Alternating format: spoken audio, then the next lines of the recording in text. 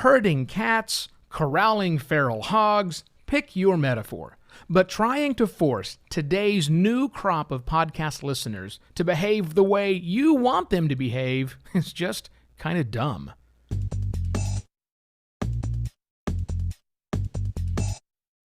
Hello and welcome to another Podcast Pontifications with me, Evo Terra. Wrapping up this week's miniseries with a very bold statement that I think that the hub and spoke model we've been using in podcasting is dumb. Now, if you missed the last two episodes, I'm basing this conversation around an article that Tom Webster, SVP for Edison Research, wrote entitled 3 Ways to Survive Podcasting's Existential Crisis.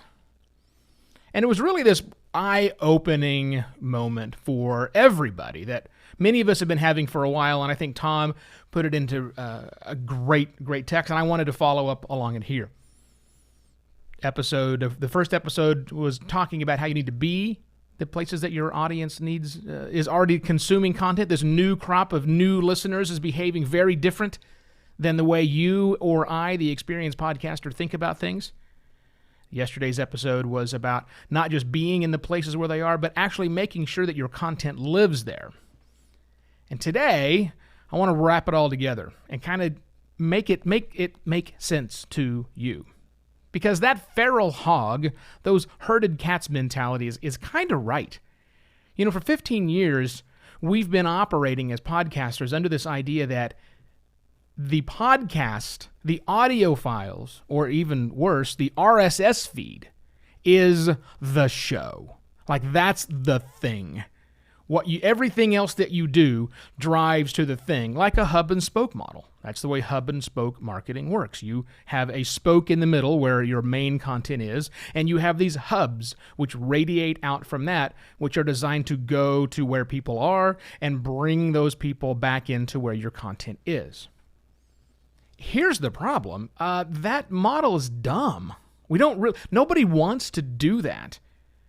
We've learned over the years that people don't want to be attracted to go somewhere else, not when they can consume and enjoy the content right there where they have chosen to be.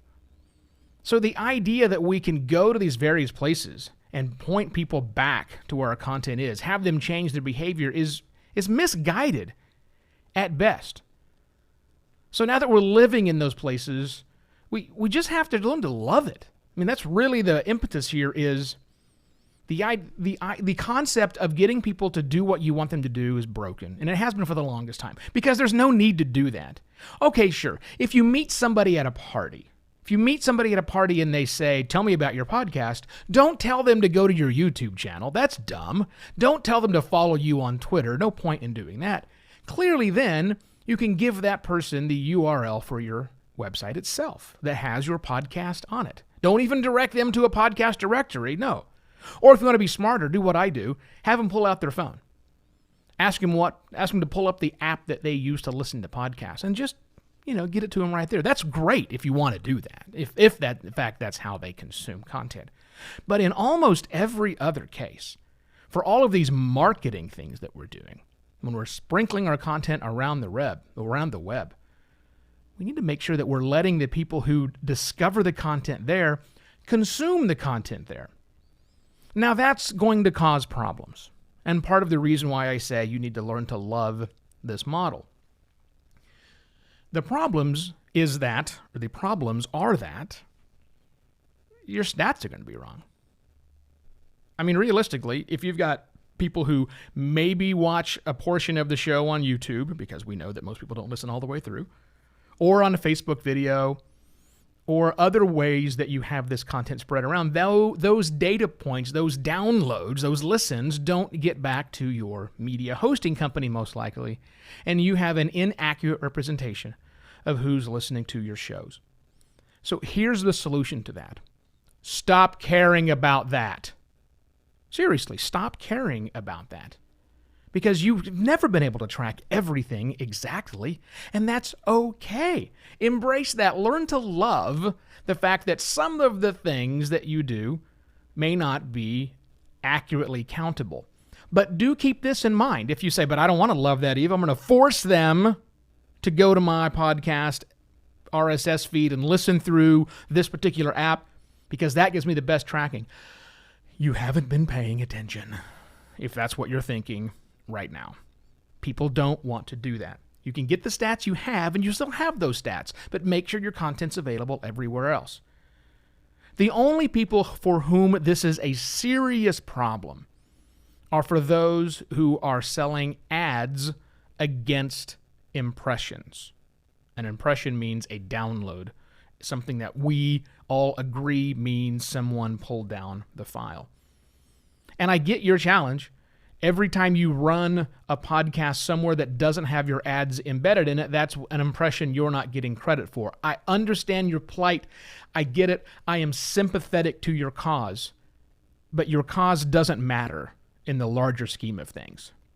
I know you want everybody to come and give you as many impressions as possible, but that's not going to happen. I don't care how much you wish for something, like wishing for the hurricane to not hit land. That's not going to happen. That's the reality that we live in. People will listen and consume and watch where they want to, and we have to adapt to that.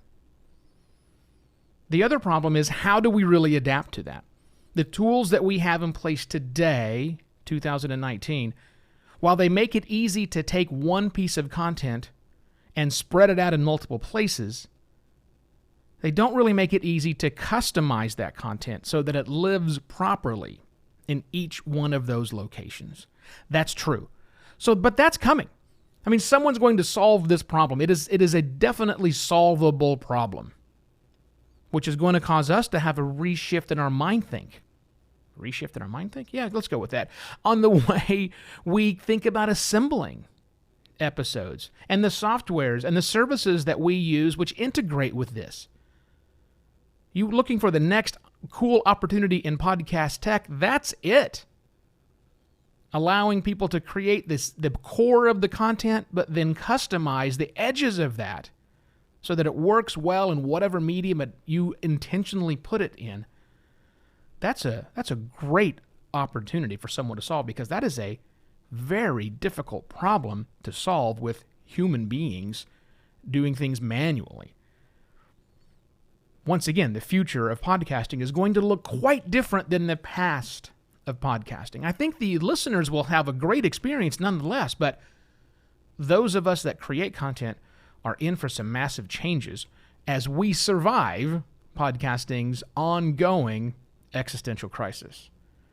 Now, I hope you enjoyed this mini-series. Again, links will be in the details for the article, as well as the prior two episodes if it's your first time catching it. I would love to hear where you're watching and or listening and or reading this content, because I work kind of hard to make sure that all three of those things are possible. I would love to know what it is that you are doing and how you found this particular episode. Tell me wherever you happen to be, if in fact you can tell me on that platform where you're listening, or you can go to flick.group/podcast pontifications. Yeah, it's a big long word, I get it. But there's a link to that in the show notes as well. Yeah, Flick is where it's a private group where we can communicate. It's totally free to join, and you can talk to me and other listeners as well. Way to keep the conversation going. Two more things real quickly. If you want to support the show, if you say, wow, this is brilliant stuff, man, how can I support you? Well, you could become a client of mine, or the easier and much cheaper way to do that is go to buymeacoffee.com/evoterra and sign up. I love monthly supporters. If you want to do that, you can buy me a coffee every single month. That goes a long way. Or just a one-time purchase is fine with me as well. And then if you do think about, I would like this brain in my organization. We're not doing podcasting as good as we can. We're thinking about podcasting. We need some help with somebody as smart as you, Evo. Get in touch with me. Evo@podcastlaunch.pro. You can go to podcastlaunch.pro to see a list of all the services I offer clients all over the world. Enjoy the weekend. No shows on Friday. I will be back on Monday with yet another Podcast Pontifications. Cheers.